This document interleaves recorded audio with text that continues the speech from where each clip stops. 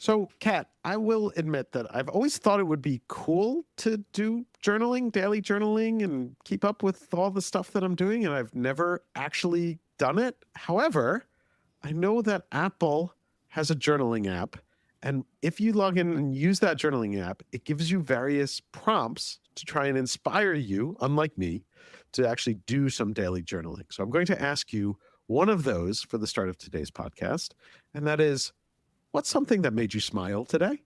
So I know this prompt because I know every journaling app on the planet because I have unsuccessfully attempted to be a journaler for so many years, and it still doesn't work no matter what.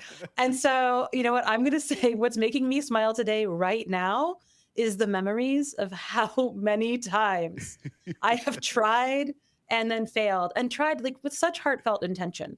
Really, I mean, just such deep intention to be one of those people that writes and reflects on a daily basis and catalogs how my life is going. And I never make it past maybe 2 weeks. But I have 1 or 2 weeks of journaling every few years going back to like early 90s. Well, maybe this will push you over the edge and Right? convince you to finally start journaling. It turns out there's an app for that, right? What about you? What made you smile today? Oh, I think having you on the podcast as our guest host today has made me smile. So I think we will have very kind. lots of fun discussions. I was once described to someone who didn't know me but had to meet me. A mutual friend said, she's brunette and very smiley. And that was like all they got. And they found me right away. There we go.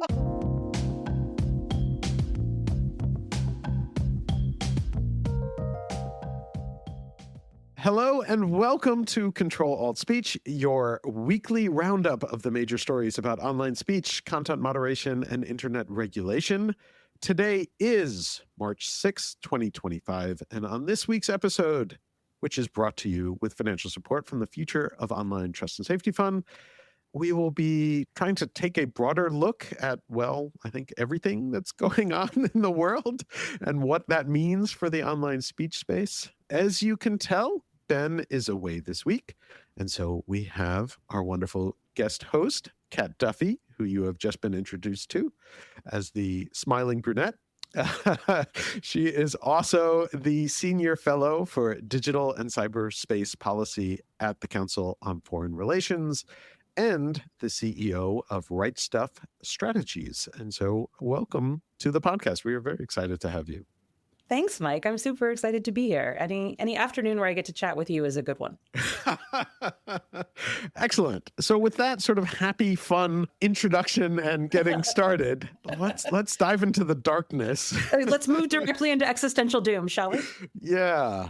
So we were sort of talking about what things we wanted to talk about this week.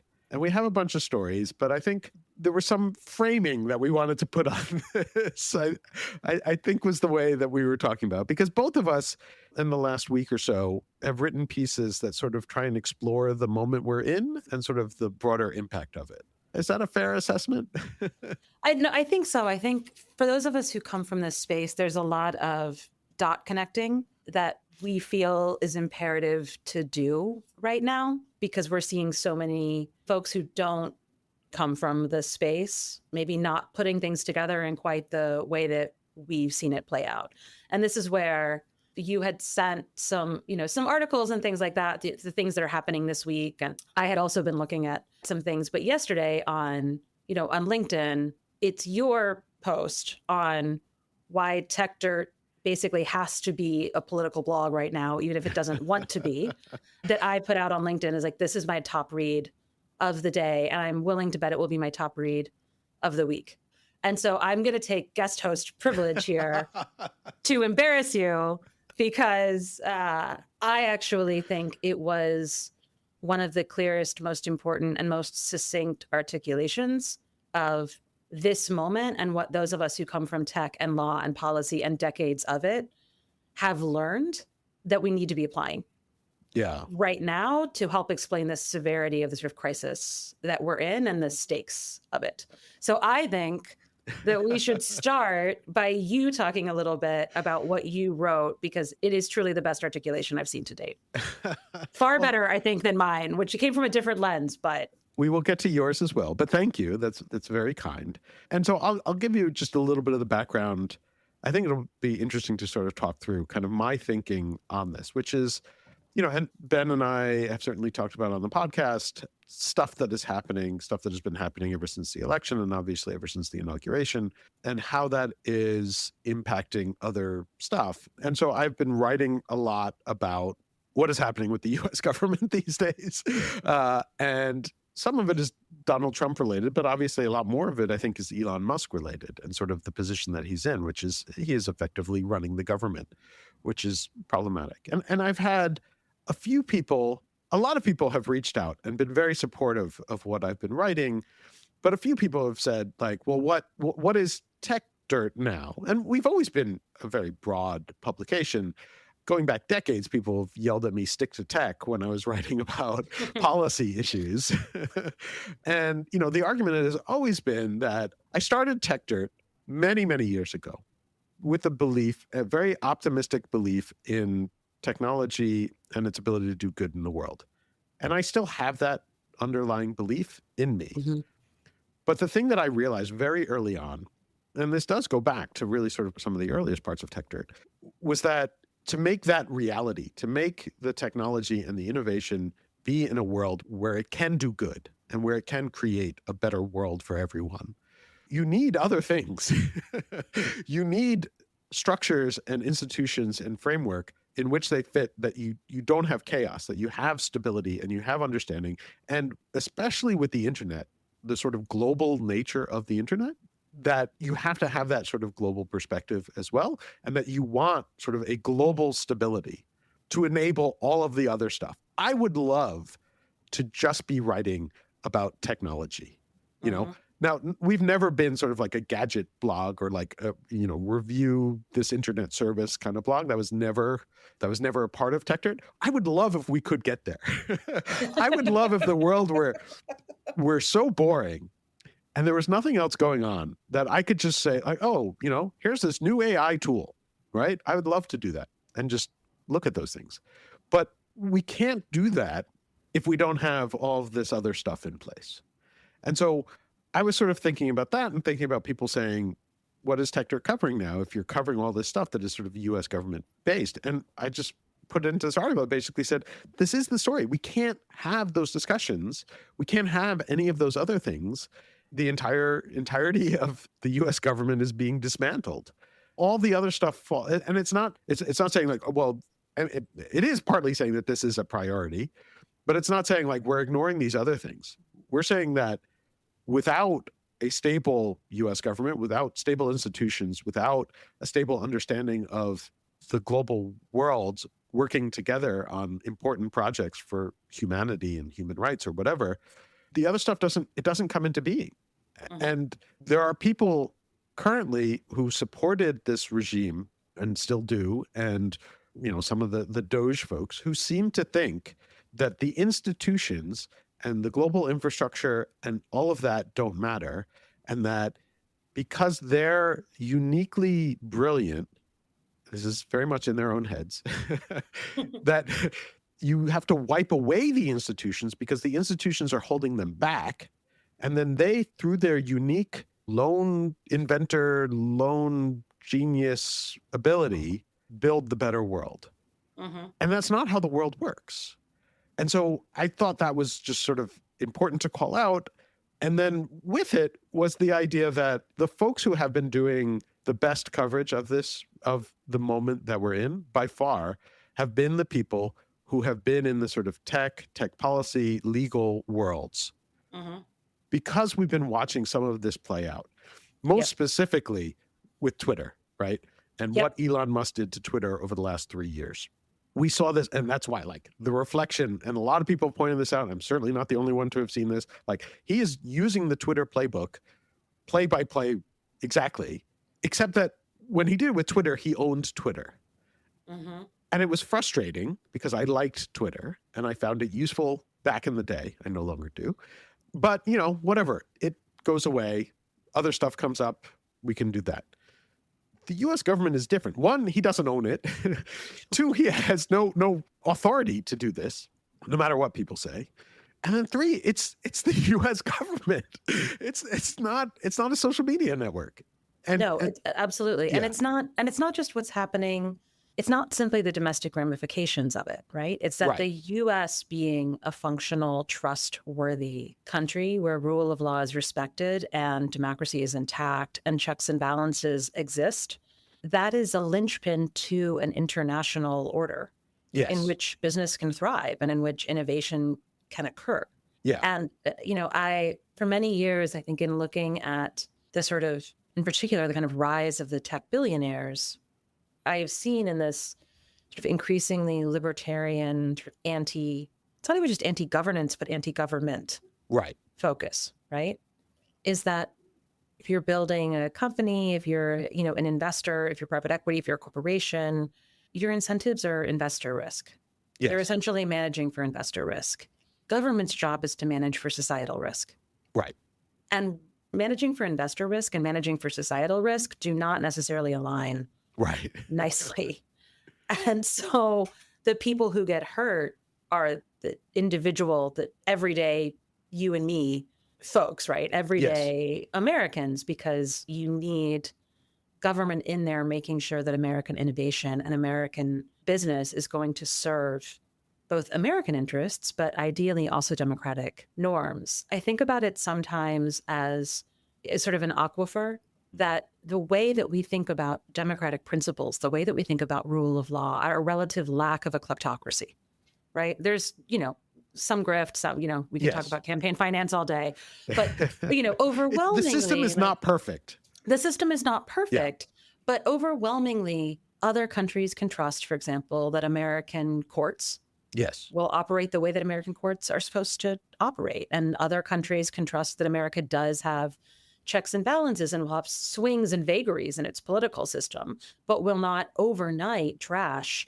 decades, if not centuries, of political alliances and trust. Yes. Right? They could believe that. And suddenly, become a hostile actor towards, our longstanding partners and allies. And so when you think about this sort of, I think of the aquifer of democratic norms, of rule of law, of constitutionality, like the political and economic stability that is the bedrock of America's success in the world, America's geopolitical primacy, America's ability to bring in talent, America's ability to support capital flows, to support innovation. All of that is based on this aquifer underpinning it of our core democratic principles. And the more that we pump those out, right? I just feel like they're getting siphoned out and just thrown away. The more that I worry that bedrock, that political and economically stable foundation, that is getting shakier and shakier and shakier, and we're starting to see sinkholes. Yes. And what I really struggle to understand in this moment is the degree to which American business in particular, and not like the tech ad data harvesting economy, like not those global digital platforms, but business writ large. I don't understand why businesses writ large are not standing up much more forcefully right now and saying, we need that bedrock in order to continue to survive and thrive. And this degree of instability is not only threatening it, but is riddled with unforced errors that aren't a result of strategy, but I would say of optics and vengeance and theatrics. If this is masculine energy, like, no, thank you. And I'm not here for it. Like, find me some other energy. Yeah. Right. And so, one of the things that I had talked about in the article that I wrote is how this attack on foreign assistance and diplomacy and shrinking America's scale in that regard is going to fundamentally hurt our ability to deploy AI and be a first mover in terms of building AI markets around the world. Now, I come from foreign assistance and I come from diplomacy. I come from human rights. I come from humanitarian rights.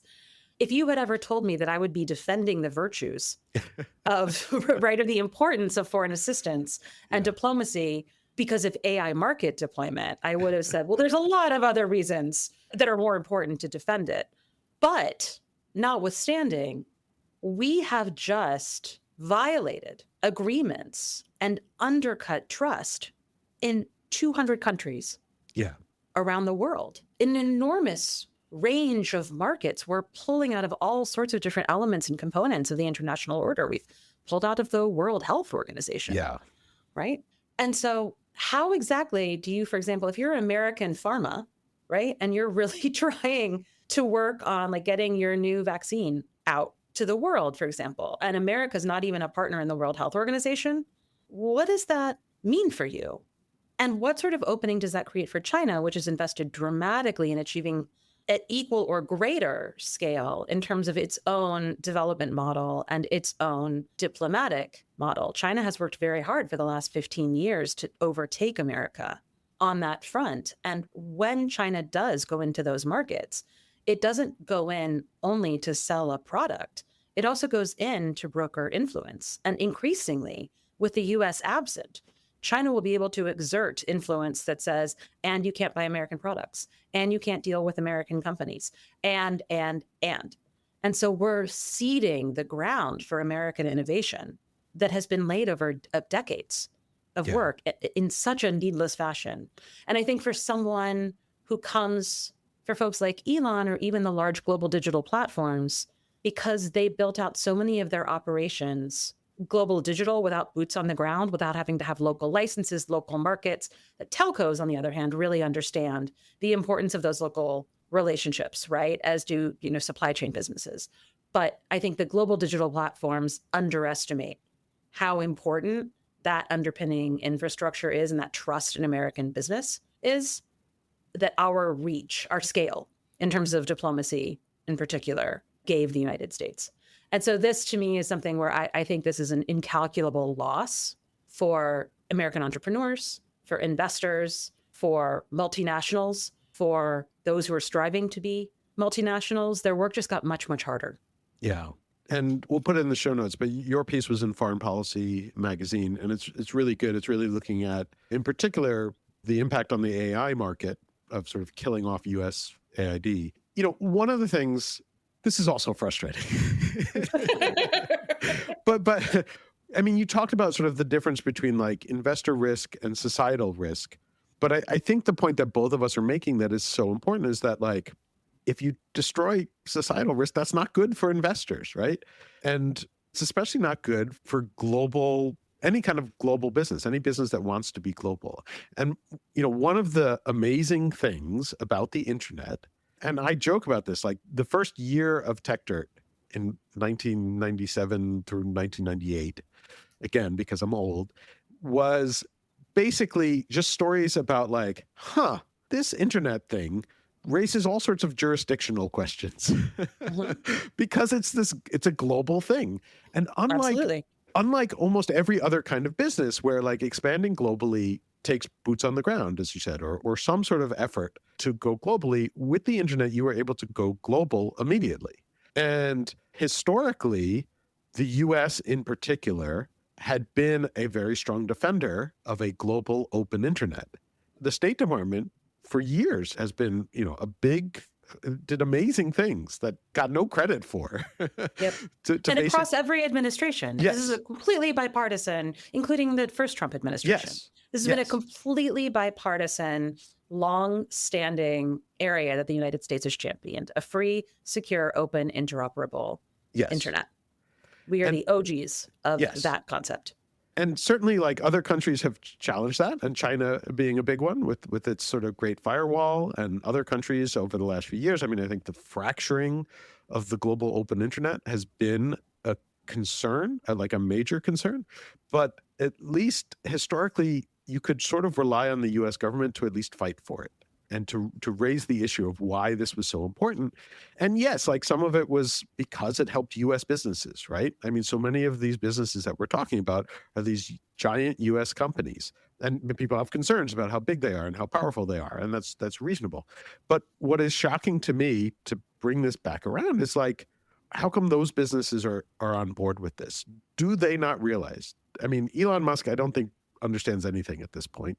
But does Mark Zuckerberg and Jeff Bezos not realize that doing this undermines the business. They rely on a global internet. They are global internet businesses. Do they not realize how completely dismantling this substrate, bedrock, whatever you want to call it, that it undermines their ability to have global internet businesses? It feels to me that there has been an increasing and rather astonishing degree of hubris. To some degree, if you have a company the size of Meta or the size of Amazon, and I don't want to put Google and Microsoft in these same categories because those are much more mature companies. I would argue they have come at these issues with greater seriousness and maturity. But when you look at the Bezoses and you look at the Zucks and you look at the Elons, and you're looking at what Bezos is doing with the Washington Post right now. My gut feeling is that they think that they have enough money and enough power and enough scale. Right. That they essentially are techno-states and they can go their own way. I mean, Meta was, Facebook was trying to lay its own cable, right, all around Africa so that it would just have its own pipelines to go over. So they have sort of converted themselves in their brains into their own techno-states, and they are the CEOs of, they're the presidents of their own techno-states. And it is their job to essentially pursue their company's interests, and that operates in a vacuum. What is really interesting to me is the VCs and the major investors who have invested so much in building out new companies, right? Trying to find new unicorns. Those, quote unquote, little tech. I mean, little tech's billions of dollars, right? Yes. But all of those companies benefit from taxpayer dollars going to a U.S. global presence that promotes U.S. industry, promotes U.S. business, and helps create glide paths for its deployment across markets. And so to me, I understand sort of why the incumbents are bending the knee to the degree that they are. What I don't understand is the many, many, many other actors where I don't really actually see where their financial incentives or their power, frankly, is aligned with the current state of affairs. I don't get it. Yeah, I mean, the framing that you hear from them, and I unfortunately have spent a little too much time paying attention to what they're saying, and I regret it every time, but I feel like I need to. I need to understand what they're saying. Their framing is, this is maybe going to sound like a tangent, but I sometimes wonder if any of these people have ever played chess, right? So I'm not a good chess player. My kid is a very good chess player, and I sort of stopped once he was able to beat me consistently, and embarrassingly, actually. Way to be a role model, Mike. Way to really, way to model as parents, right? Yeah. Just you got better than me, I'll quit. Oh man, there's the internet. You can play on chess.com, and you'll find people who are your level, because it was. I continued to play for a while, but it was when it got embarrassing, where every game was basically him saying, "How did you not see that?" as he destroys me in 5 moves. Yeah. Anyways, so I am not good at chess, and so I'm not claiming to be good at chess. But the most basic concept of how you play chess is that you look multiple moves ahead, right? Yeah. And there was a great book which I gave to my son when he first started playing chess, which is why he's now much better than me, that the whole point of it is teaching you to look ahead. And everybody always says the great chess players can look 7 moves ahead, which apparently is garbage. Nobody can actually do that. But this book really focused on learn just to look 1.5 moves ahead. That was the whole framing of the book. You're not going to be able to look multiple moves ahead, but before you make a move, figure out what the response is going to be. And that's it. That's the starting point. This is a basic beginner level chess book. And the thing that I'm seeing with all of these is that none of them seem to be able to think, what is the blowback? What is the response to this? And think in a broader way. And so the stories that they tell are very much that regulations are holding us back, or antitrust law is holding us back, which is garbage. None of the VCs are being held back by antitrust law. Maybe at the very, very extremes, they could argue because of greater antitrust enforcement, the buyers of their not super successful companies are limited. Meta can't buy the company that didn't become the next Meta. Google can't buy, whatever. But, that is a minor thing in the big scheme of things. These VCs are always they want their companies to become the next Meta or the next Google or whatever. But they seem to think that like wiping out all regulations will help make that possible. And I understand the sort of libertarian mindset, sort of anti-regulation stuff. And like my role on this podcast when Ben is here is normally to be the guy pushing back on bad regulations. Mm-hmm. I will speak out about bad regulations, but that doesn't mean that like you want no regulations at all. Like there are important regulations and there are important infrastructure. Like I view it as infrastructure that give you the rules of the road, that explain to you how these things work. And they seem to have taken this idea that was like, especially in like the cryptocurrency space and in the AI space. And like there were some politicians who I think went overboard on both of those and said like, well, we have to like prevent anything bad from happening. And I think a lot of that was an overreaction to, they felt that they didn't do enough with social media. Social media went bad and became evil, or however they want to put it. And so now we have to be much more proactive. The new round of technology needs to have like strong regulatory safeguards in place from the very beginning. And I understand that, I don't think that makes sense, because I think it helps to understand, you learn how the technologies work and you learn where the problems are if you allow them to be created. But like recognizing that you should go about it thoughtfully is important. And a bunch of these VC guys were just like, no, anyone trying to tell us any sort of regulatory approach or even thinking about, will this harm people? Will this cause other problems? Like we shouldn't even have to think about any of that. And therefore, we're just going to take a stance that allows us to do anything. And at best, they think that with a sort of Trump and Musk sort of running the White House, that they can just push any sort of regulatory oversight that might come their way out of the way and, just build, right? But again, that just ignores all of the important other stuff that we've been talking about. Well, it's always interesting to me the degree to which people talk about regulation as a proxy for constraint, as if all that governance can do is to limit or to constrain as opposed to empower. Right. When you look at the CHIPS Act, for example, I think most people would argue that is regulation or legislation, I should say, that is incredible for a lot of American business and would really support American innovation and would help the supply chain and will fuel, billions of dollars more money into research.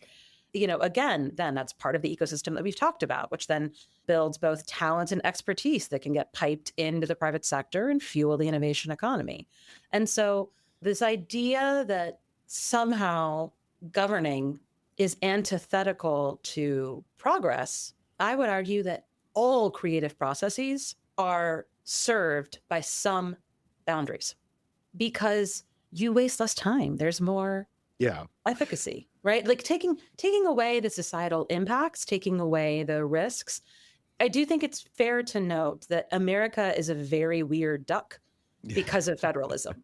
So you like the fact that we have states' rights and federal rights, that is a very distinct aspect of the US that I think we tend to gloss over a little more than we should. Taking that away, let's just imagine how much easier it would be to build a business if the United States had had strong regulation in place for decades around cybersecurity. Sure. And cybersecurity controls. Think about, I think we hit 8.3 trillion in ransomware last year. Think about the amount of money that our companies are spending patching, right? Looking for vulns, trying to do cybersecurity defense, trying to bury ransomware attacks, trying to prevent phishing. Like there's so many, updating routers, not knowing which hardware or software is going to be safe enough, not truly being able to balance their risks. Boards still don't fully understand how to take on cybersecurity risks, right? When they're thinking about broader risk assessment. We would have so much less wasted money and time and so much less accumulated risk had we had stronger cybersecurity protections over the years that could serve as a baseline. Yeah. And so this is where, you see this in aviation, you see it in car safety. We have a global financial system because banks are probably the most regulated industry on the planet. And banks came together with governments. Everyone agreed, we're not super into money laundering. We don't love it. It doesn't serve our collective interests. And so now we have a pretty effective and pretty robust system that operates across global financial markets to counter money laundering. Does it prevent all money laundering? No, of course not. Right. But does it significantly increase the amount of effort and time and expertise required to do it? It does. And does it significantly increase the accountability, right, or the punishment if you have engaged in it? It does. It also improves your ability to have extradition agreements, law enforcement cooperation, data sharing, right? All of these other things that are consistent discussions within the tech space. Yeah. Like banks have been navigating that forever. Yeah. And they work pretty much all over the world.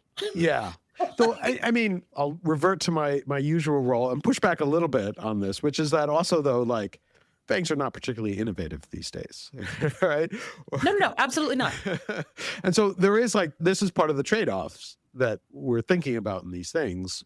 But, you know, there is this middle ground, right? And well, so exactly. Yeah. This is like with crypto. I think this is I take and respect the point from a lot of people who are pro-crypto. Yeah. That it opens up a new world of possibility. Yes. And it releases entrenchment over different financial markets and models. But also those believers, the ones that I can engage with the most heartily, are also the ones who are the first to acknowledge that you need some controls, some agreement, right? Some understanding if people are going to rely on that technology and build on top of it. And so there's this healthy middle ground. I don't think it's an either or. I think it's a yes and. Right. Yeah. And I mean, again, it's like the internet exists because of the government in the first place, right? Yeah. And there are kinds of regulations. As does AI. Yes, right? And there are all kinds of regulations and subs that help create that groundwork. And I would argue, for example, because I'm like the biggest Section 230 fanboy that there is, like, you know, I'm a big supporter of Section 230. That is a regulation, but that created the framework for how internet companies could moderate and could do trust and safety and do so without facing lawsuits for everything that they did. So you had this sort of government regulation that set the playing field and made it level and made it so that you could have competition and you could have experimentation. But that takes some level of forethought. Well, and also, and then I would counter that by saying, like, yes, and can you imagine how different the attention economy would look if we had a federal data privacy law early on? Yeah. Right? And had not had an entire economy that was based on data harvesting and then consequently engagement. Yeah. And though again, like, to be clear, like, this is really, really difficult stuff. I do think if we got a data privacy law in, like, let's say 2004, it probably would have been a terrible law because we wouldn't have even realized what it was that, like, how to put in place the sort of proper regulations for that. And so that is where it's so hard. Yeah. No, I totally agree with you on that. The way that deliberative governance, deliberative and informed governance, and the speed at which technology moves, like, those two things are somewhat antithetical to each other. I mean, this was like another point that I other people have raised. This is not a unique to me viewpoint, which is like the way that the tech world thinks is like launch and iterate, and you're sort of continually iterating, and you launch, and you realize there are bugs, and you realize things are going to go wrong and break. Government doesn't work that way. Now, that is apparently some of the way that Elon Musk is thinking about government, because he's just breaking stuff and like, well, we'll patch it later. Right. Without realizing, like, you can't quite do that for some of the stuff that you're trying to do. But I understand where that mindset is coming from, because that is the tech mindset. It's like, but when you cut off when you cut off a Twitter corporate card, versus when you cut off the corporate cards of people who have to pay for dry ice to keep cooling specimens that are, key to decades of scientific research. Yes. The impacts of the decision are wildly different. Yes. I don't particularly care if anyone's corporate card at Twitter or X gets cut off. I can roll with whatever those ramifications are. Yeah. And so I think, just to go back to the broader point, in terms of looking at the bigger picture, this narrative that we're hearing come out of the administration that is so anti-governance and regulation is also very malaligned with where the rest of the world sits. Yeah. And so, you see this There was an article that we were talking about, this week that came out around the criminal rings that have been, extorting teenage boys who have then committed suicide, but also these criminal gangs that have been trafficking folks. They've been being held in Thailand and Myanmar. There's been an outpost in Ecuador. Yes. There is a real thirst within the international community for normative consensus on some of these issues. Yeah. Right? You saw this with the real uptick on the UN Cybercrime Convention, which I think, frankly, the first Trump administration was very wise to nip in the bud. And then the Biden administration is the one that took that on because it had been posited by Russia. And they were attempting to make sure that Russia didn't run the table there. I know where they were coming from. But what we ended up with is a convention that doesn't actually serve business or really do much to prevent cybercrime. And just for our listeners who haven't followed, I've written about it a few times, and there's some other write-ups, but can you just really quickly summarize what the UN Cybercrime Treaty is? Are you suggesting that not everyone is paying attention to UN treaties? It is possible. So if we just had like the quick version of what it is, because it is really important and it has sort of flown under the radar, unfortunately, and it is very serious. And I still do not understand why the Biden administration went for it, but just give a quick summation of it. Yeah, I would say this is this cybercrime convention it's very law enforcement driven. And the idea was essentially that you need to be able to have a treaty that allows countries to work with each other on battling cybercrime. So battling ransomware, battling fraud, right? And that would include data agreements, extradition agreements. All of these things sound sort of like they make sense, but the terms that are in there are very fuzzy, and they expose, in particular, a lot of American companies and a lot of American multinationals to a really insane amount of risk. And so in 25 years of doing tech policy, I have never seen such a unlikely assortment of individuals and companies who were against this particular convention. Like when Maria Ressa and Meta agree on the same thing, that's a sign, right? Right. And so you had literally, and just really quickly, again, for people who don't know, Maria Ressa is a journalist in the Philippines who has been a huge critic of Meta. Of Facebook, anyways, and of Meta. Yeah. But so anyway, it's rare in the United Nations for a treaty to move quickly. This happened in just a couple of years, which again, for the United Nations is like warp speed. It's very much on the pathway to getting adopted. It's going to significantly increase a lot of risk for American businesses. America will never ratify it, but lots of countries where American businesses have offices will. Right. And especially in the age of AI, it creates a lot of risks for people like AI researchers and AI safety mechanisms that I think weren't foreseen in the drafting of it. What's been really interesting about that convention, though, is that it's really coming from this thirst that so many different governments have to be able to deal with cybercrime. Like there is uniform consensus across governments that this is not something that is healthy or that most governments want to support. And so there's a lot that we could be leaning into now. And yet, instead, what we're doing is burning trust and burning bridges with nations all over the world. And you can agree or disagree that the United Nations is like where things happen. Right. But for the G77 or for like the lower and middle income countries in particular, the United Nations is very much the place where they feel like they have a voice. Right. Right. And because it is to some degree, it's, you're whipping votes, right? And it's a vote count. One of the things that China has leveraged particularly well over the past many years, and Russia has to some degree, but China in particular, has really done a great job of building up its alliances and its strength inside that institution. And where you tend to see American businesses kind of poo-pooing the UN as it gets super slow and it doesn't achieve anything and it's not important, I think what that perspective misses is that the UN is an incredibly easy space to co-opt if you are strategic and if you are thoughtful and intentional about doing so. And so we ignore it at our peril, not because of what it can achieve, but because of what can be achieved through it by other actors who are not acting in alignment with American interest.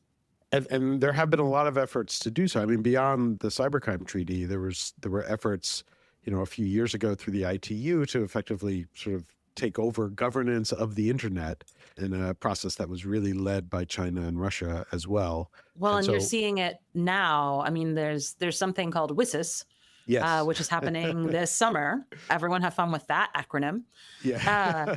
But essentially, this is a global gathering where, historically you sort of set the standards for the next 10 years of internet and internet governance. Yes. And I can tell you that right now, the United States and most of the democracies, most of the countries that champion a true interoperable internet, they're nowhere to be seen.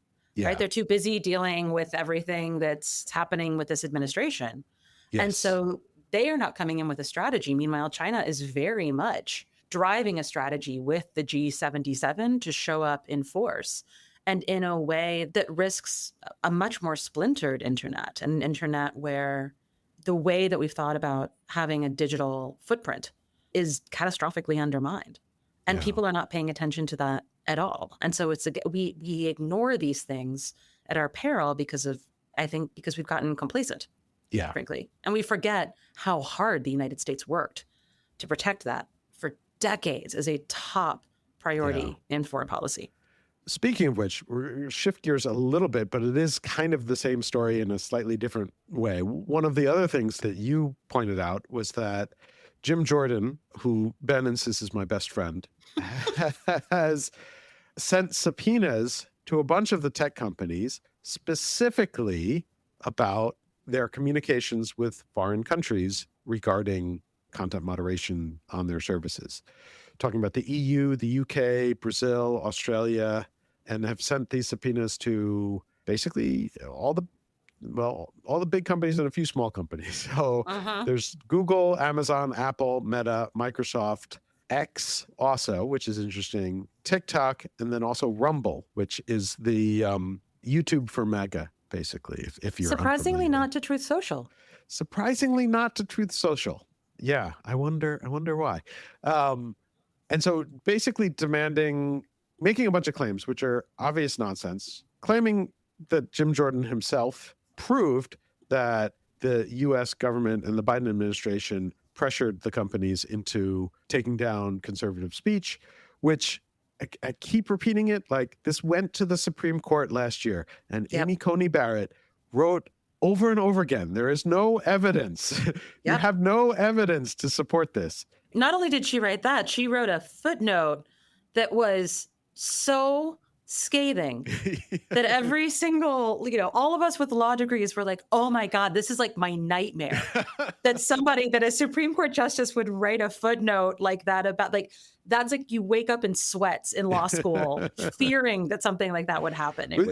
I don't even remember the exact footnote. Was this the lack of candor, or there was something along those lines, right? I forget. It was basically the footnote that was essentially like, normally we wouldn't question appellate decisions unless it's like such an egregious right.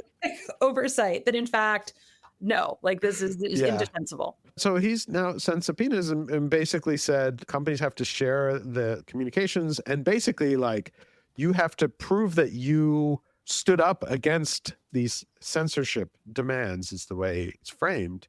And it'll be interesting to see, like, in the subpoenas, he highlights, of course, X as being like the gold standard, which is garbage and just disconnected from reality. But then also uses Zuckerberg's spinelessness in making claims now that, yes, the Biden administration was too tough on him, that, okay, those guys are standing up to them now. And you have to prove to Jim Jordan now how these other companies are supposedly standing up to foreign attacks on speech. And so this is kind of mind-blowing in its own way. The fact that a U.S. official thinks that they can get the communications between foreign governments related to content moderation stuff, and that it's framed in this way that is, again, just completely disconnected from reality. No, why did you ever leave Ohio? I mean, this is, I say as a Midwesterner. It was really funny to me in the sort of press release from the committee. There was a phrase, X has pushed back against lawless judicial orders in Brazil and Australia, mandating global content takedowns. Now, you can absolutely have a debate about whether Brazil or Australia have the right that a company is required essentially to do a global content takedown based on any one jurisdiction. That is a completely fair discussion to have, right? But the idea that they're lawless judicial orders, you can't have a law. Right. By definition. Just because you don't like the law doesn't make it lawless. Right. And so, one of the things that I find really concerning about this as well is also looking at what happened with the information research space and looking at how Jim Jordan in particular and his committee have sort of weaponized their subpoena powers in order to force discovery and essentially escalate harassment. There's a very McCarthy era. Oh yeah, I mean he is the modern McCarthy, right? I mean, and this is something again where you would hope the companies historically. I can't speak as much for Amazon or Rumble, but at least for Meta, for Microsoft, for Alphabet. I mean, I served on the board of a multi-stakeholder initiative called the Global Network Initiative for 5 years, which is all about voluntary principles. Yep. And I have reviewed hundreds, if not thousands, of pages of confidential reports in independent audits going through how the companies have responded to takedown requests, data requests from different governments. And historically, where, these companies have complied with the voluntary principles, and these companies have said, Meta very famously agreed to censor more information in Vietnam, and in its public statements explained that the Vietnamese government was either going to kick them out or they had to agree to censor more content. And so Meta agreed to censor more content because they thought that at a net level, free expression in the country would be served by them being a platform in the country rather than not being in the country at all. Now, also, it's a revenue generating market for them. So, there's that. But that idea of at a net level, free expression will be protected. That's really where the discourse used to sit. Yeah. And that's an interesting place for the discourse to sit. And that's an important discussion, right? And I think it's a principled one.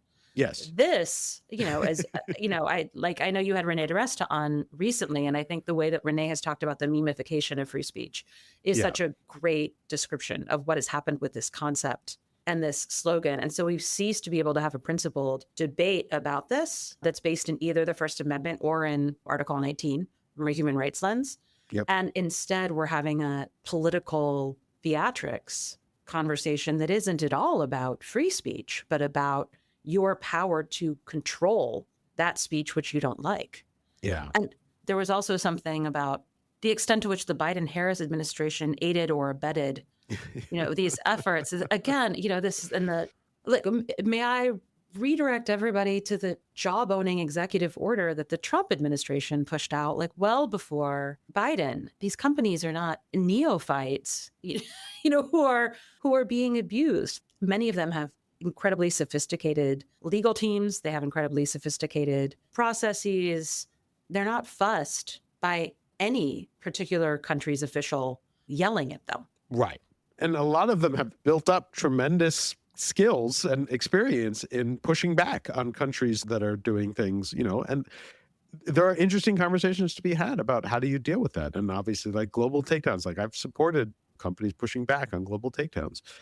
And interesting conversations too around there's so much focus right now on the DSA, right? And the DSA is also kind of being in foreign affairs is becoming a point of real tension in transatlantic relations. Yes. And where it used to be a point of tension between the companies and Europe, it is now a point of tension between the American government and the EU, which is a new issue or a heightened issue, I should say now.